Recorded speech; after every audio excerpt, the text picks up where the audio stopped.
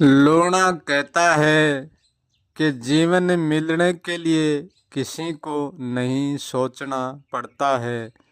जीवन मिलने के लिए किसी को नहीं जागना पड़ता है, क्योंकि जीवन प्रकृति के सहयोग से मिल जाता है। जीवन लेने वाले को कुछ भी नहीं करना पड़ता है, कुछ भी नहीं सोचना पड़ता है।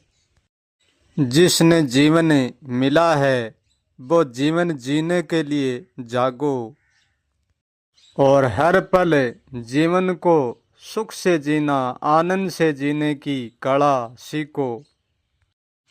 कल की चिंता मत करो, आज की भी चिंता मत करो, अब की क्षण की चिंता करो।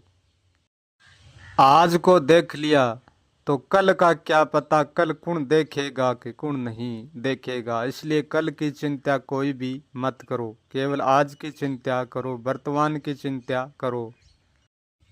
ये जीवन सब कुछ भोगने को मिला है, सब सुख भोगने को मिला है। जितना भी भोगने के लिए सुख ही, वह सारा सुख इस शरीर में ही, इस जीवन में ही, इस मन में ही, और वह इस तन मन में, इस जीवन में वह सारा दुख भी ही। इस जीवन में जो करना है वो करना है, अगले जीवन के चक्कर में इस जीवन का सुख मत गमाओ। किसी ने नहीं देखा है अगला जन्म में, और किसी ने नहीं आकर कहा है कि मैं पिछले जन्म से लौट कर इस जन्म में आया हूँ। और जे किसी ने कहा तो समझो वो सपने में, अज्ञान में कह रहे हैं।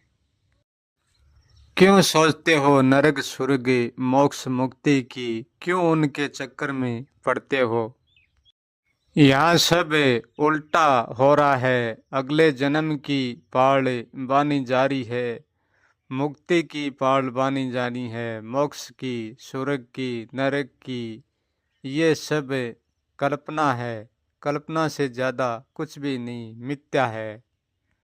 जो प्रत्यक्ष जीवन है और प्रत्येक शरीर है उसमें एहसास करते हैं और भोगते हैं और जानते हैं।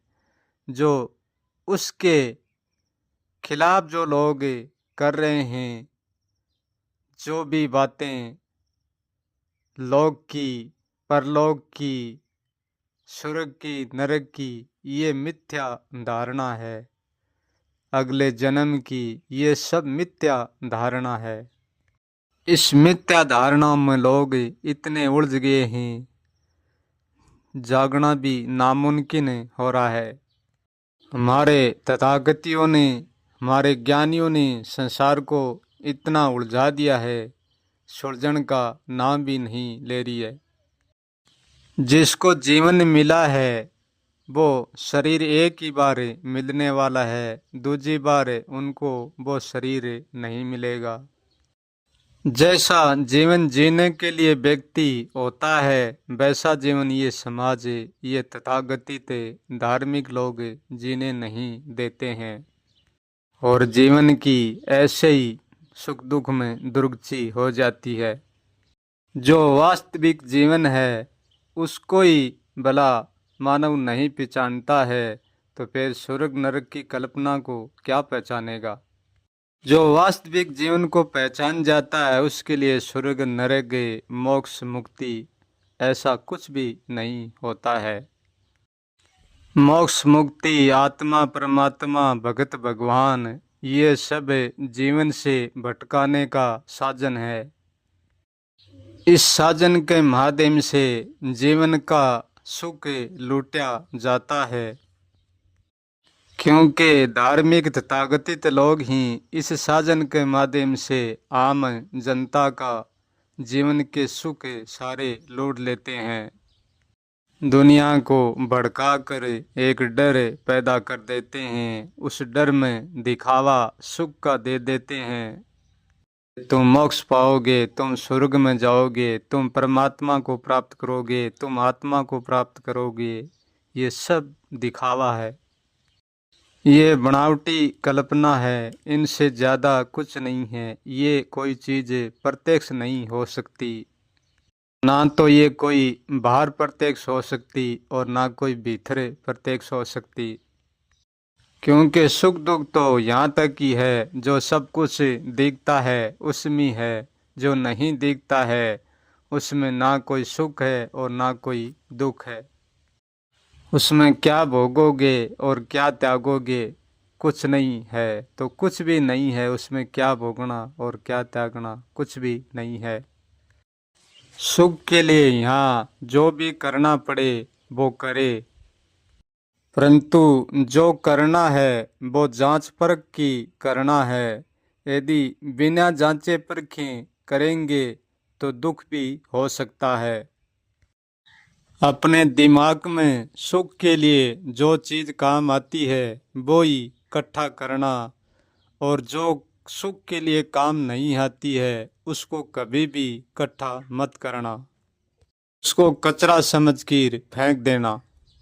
क्योंकि स्वर्ग और नरक की बातें आपके कोई काम नहीं आएंगी, मोक्ष और मुक्ति की बातें आपके कोई काम नहीं आएंगी, भगत और भगवान की आत्मा और परमात्मा की बातें आपके कोई काम नहीं आएंगी। मैं ये नहीं कहता हूँ कि ये बातें होती नहीं है, परंतु होती तो है, परंतु काम नहीं आती हैं। बात जो जीवन को जानता है उसके भी काम नहीं आती हैं, और जीवन को नहीं जानता है उसके भी काम नहीं आती हैं। क्योंकि इस जीवन के सुखमयी स्वर्ग है, इस जीवन के दुखमयी नरक है, कहीं दूर नहीं। क्योंकि जब तक जीवन है, जब तक अज्ञान के कारण ये बातें प्रभावित कर सकते हैं, और अंतिम जीवन समाप्त हो जाएगा जिस दिन ना तो हमारे मोक्ष मुक्ति काम आएगी, ना स्वर्ग नरक, ना भगत भगवान आत्मा, ये चीज़ें कोई भी काम नहीं आएगी। क्योंकि ये सब बातें जीवन में घड़ी गई ही, मुक्ति में जाकर कोई नहीं घड़ता, मोक्ष में जाकर कोई नहीं घड़ता। क्योंकि जीवन की सारी कहानियाँ जीवन के साथ ही मिट जाती हैं। मरने वालों के साथ कुछ भी नहीं जाता है, सब कुछ मिट जाता है, और जीने वालों के साथ सब कुछ बंचा रह जाता है। मुक्ति से उतर कर आज तक किसी ने नहीं कहा कि देखो मैं मुक्ति से उतर कर आया हूँ, और जो जीवन में मुक्ति की बातें हमने सीखी थी, जीवन में बनाई थी, वह आज मैं मुक्ति में उतर कर जीवन में फिर से लौटाता हूँ, सुनाता हूँ। ऐसा आज तक कोई भी नहीं कहा। यदि मुक्ति में कुछ भी नहीं है तो मुक्ति का कोई अर्थ भी नहीं है। यदि मुक्ति में सुख भी है तो मुक्ति सुख का इतिहास लिखकर जीवन में भेजती क्यों नहीं? क्योंकि मुक्ति का सुख भी माने तो हम किस आधार पर माने?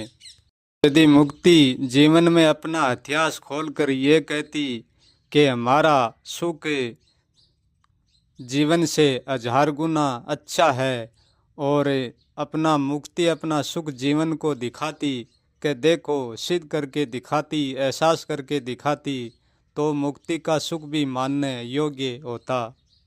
परंतु यहाँ तो सारा सुख जीवन ही दिखाता है, मुक्ति कुछ भी नहीं दिखाती है। जीवन सुख का एहसास करके प्रमाण देता है, देख कर प्रमाण देता है, भोग कर प्रमाण देता है, मुक्ति कोई प्रमाण नहीं देती। सिर्फ अंधविश्वास के बातों की सफाई देती है और कुछ नहीं। इसलिए लोना कहता है सब जागो, जीवन जीने के लिए अच्छा जीवन जीवो, इस अंधविश्वास के चक्कर में कोई मत उलझो।